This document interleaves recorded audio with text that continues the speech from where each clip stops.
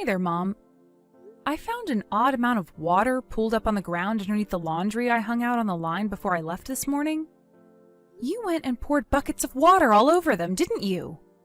Another thing, I made a big pot of beef stew to have for dinner tonight, but I can't seem to find the pot or the stew anywhere. I suppose this is your doing as well, yeah? Plus, it seems that someone has dumped the garbage from the garbage can all over the living room floor. Would you mind telling me exactly why you did all of that? You really want to know, Judy? You call yourself a housewife, yet feel entitled to completely abandon your responsibilities at home. You're supposed to be doing housework, not having luncheons with your friends. I did all the housework. I'm asking why you felt compelled to completely ruin all the housework that I did. You know, the laundry, cooking, and cleaning. As I just said, it's your fault for abandoning your responsibilities around the house. You left the house and it fell into ruin. You can't blame me for that. It wasn't a luncheon, and I wasn't gallivanting. I was going to take care of my mom in the hospital. I told you about this beforehand. I can't put all the burden of caring for her on my brother and his wife, so I'm going down to help out when I can to give them a break. Don't be ridiculous. Of course you can put it all on her. That's her job. She married into your family, didn't she? When you married into this family, you agreed to prioritize our needs over your old family's. That's what it means to be a wife. Your brother's wife made the same deal. And allow me to repeat myself, you're a housewife. What sort of housewife doesn't take care of the housework? You have a job to do here, and you'll do it or else. Allow me to repeat myself. I did do the housework. I did the laundry and hung it on the line. I made a big pot of beef stew for dinner. I cleaned the living room and vacuumed the floor. I did all of that. And then you came along and ruined everything I did. Do you have any evidence it was me? Yes. What? Did you forget? We have security cameras monitoring the house in every room. They've been there since before you moved in with us. You knew all about them. You mean you actually had those things turned on? Yeah. What good are security cameras if they're not on? That's an egregious invasion of my privacy. I'll be having a little talk with Jake about this. Go ahead. He's the one who told you about the security cameras, though, so I'm not sure how much good it'll do you. You'll get what's coming to you. Now, if you'll excuse me, I need to get to work on redoing all the housework that I already did this morning, thanks to you. Also, I won't be able to have dinner ready in time, so I'm not sure where you are right now, but go ahead and get something for yourself on the way home. Unbelievable! Now you're slacking off on making dinner for us?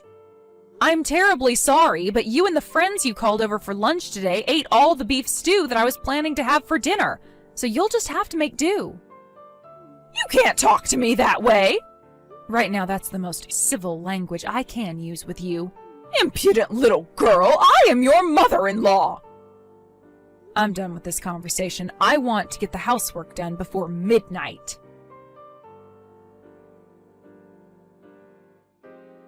Jake, your mother did it again today. What? She called her friends over for lunch today, and they ate up all the beef stew that I had made for dinner. Are you serious? Yeah, I saw it all on the security monitors. To add insult to injury, she even told her friends that she was the one who made it. She also dumped buckets of water all over the laundry that I had put out on the line to dry.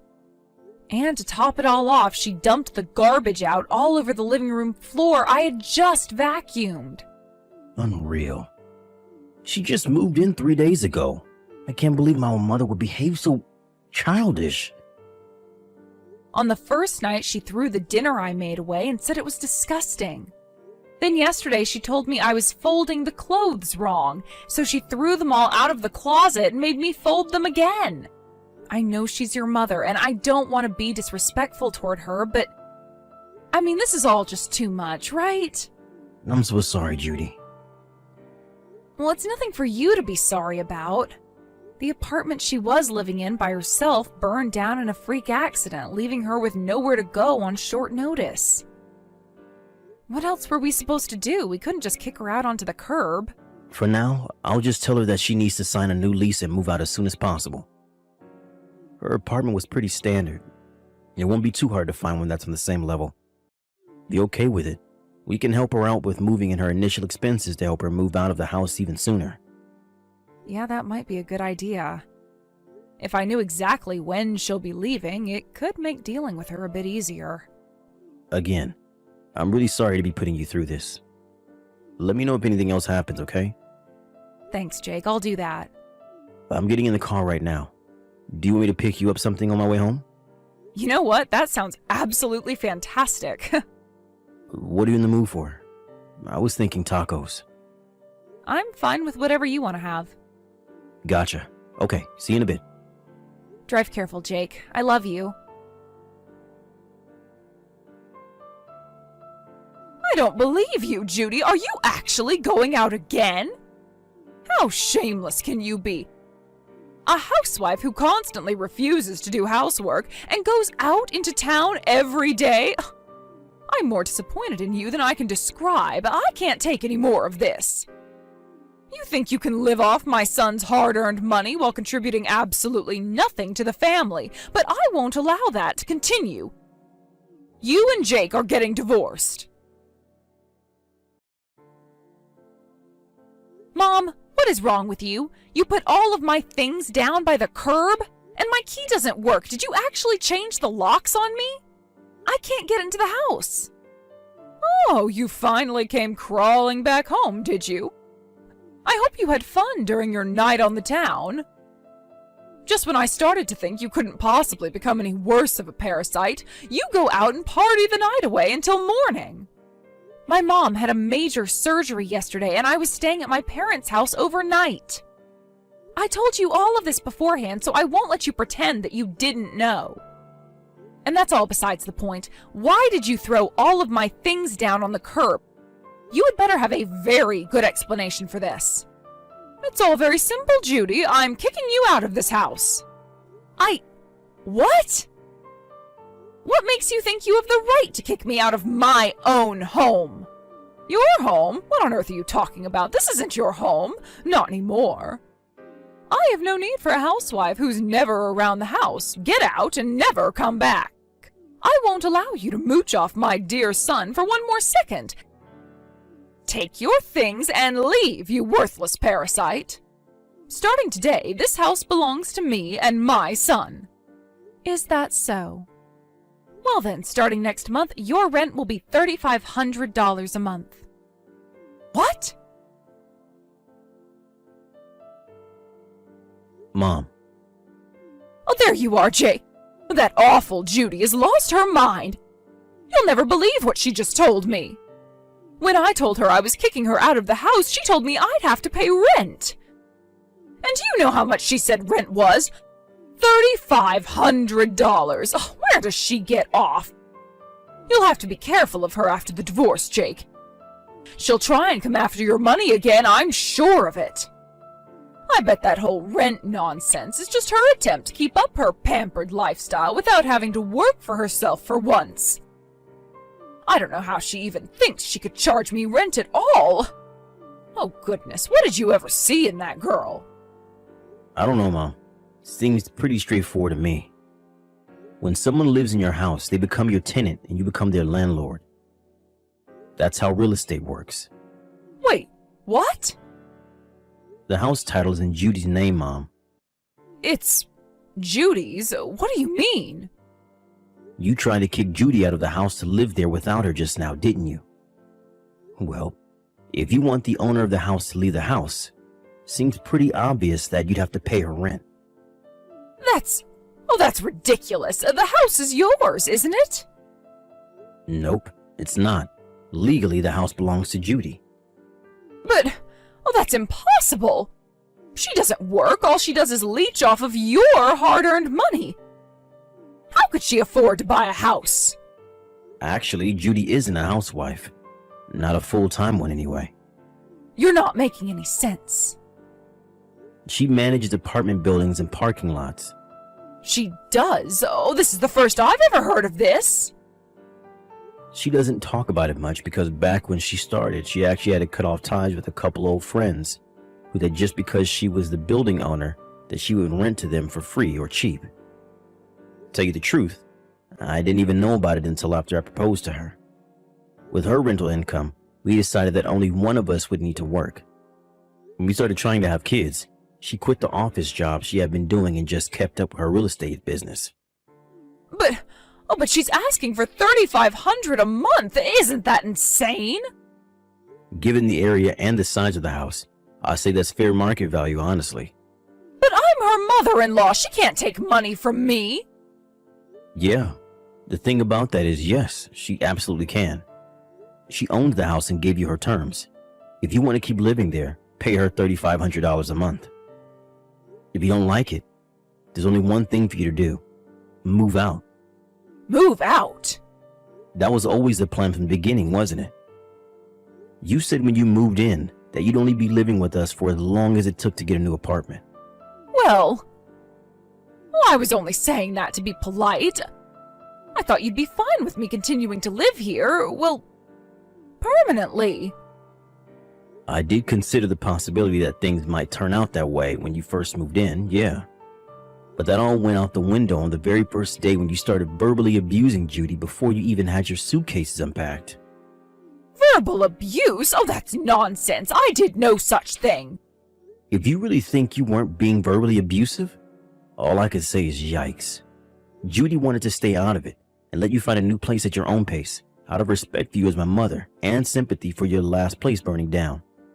But now that you're trying to kick her out and take the house for your own, you've got to understand that anymore, there's not a snowball's chance in hell that you'll be able to keep living with us. No, but, well then where am I supposed to go? Figure it out yourself. You have a job, don't you? You have means. You're an adult. You're more than capable of finding and paying for your own apartment. Why are you so intent on living with us permanently? Well, I sort of got fired. You got fired? What the hell did you do, Mom? I didn't do anything wrong. Not the way I see it, anyway. I mean, it's a big company, right? Oh, they had more than enough things like toilet paper, coffee, snacks. So I took some home with me from time to time. Oh, no. And then I started doing it more and more. They said if I paid the company back for the amount I took home with me, then they wouldn't press charges. And that ate through practically all of my savings. You're lucky that's all they did to you. That's theft, Mom. It's a crime. Really? Yes, really. How could you not get that? I don't believe this. You treated Judy like she was a parasite when you were the one who was freeloading. Yep, there's no way I'm gonna let you live with us after this. Oh, Jake, don't say that. How will I go on if I can't live here anymore? What am I supposed to do? Find a job as a live-in maid or something, I don't know. Jake! Whatever you do from now on is no longer any concern of mine. What are you saying? I have a message from Judy for you. You can continue living in that house if you want, but I'm not budging on my terms. The price is $3,500 a month, no less. If you can't pay it, then I want you out of the house by the end of the month. End of story. But, oh, you don't agree with her, do you? Do I really need to ask? Yes, I am 100% on Judy's side in all of this, and I always will be. Not you too, Jake. If only you hadn't been so horrible to Judy, we might have at least helped set you up with a nice apartment somewhere nearby, or even allowed you to stay with us on a more semi-permanent basis. That's long gone now, though, and you have only yourself and your horrendous evil behavior to blame. Jake, wait! I always knew you had a bit of a self-centered side to you, Mom, but I never thought you'd do a thing like this. I'll come by to pick up my things from that house after you moved out as soon as you possibly can. Don't feel like you have to wait until the end of the month either. The sooner you're out of our life, the better. Jake's mother's inability to consider the possibility that she was in the wrong seems to have been a recurring theme for her. Even her husband, Jake's father, had been putting up with her for years, and when Jake moved out of the house several years ago, he decided that the time was right and divorced her. On the very last day of the month, my mother-in-law managed to find a job with employee housing and rushed to move all of her things out of the house. It seems that a $3,500 rent was just a little bit above her budget. Isn't that a shame? As for Jake and I, we decided to rent out that house for some additional income. We're now living in a comfortable little condo that's right at the halfway point between my parents' house and Jake's office. Jake still gets texts from his mom on occasion, but all she ever talks about is how much she hates her job. Sometimes I come close to feeling sorry for her, but when I think about her awful behavior and total lack of remorse, I remember that she's getting exactly what she deserves. We haven't blocked her number, but that's just so we can keep tabs on her. We have no intention to involve ourselves with her ever again.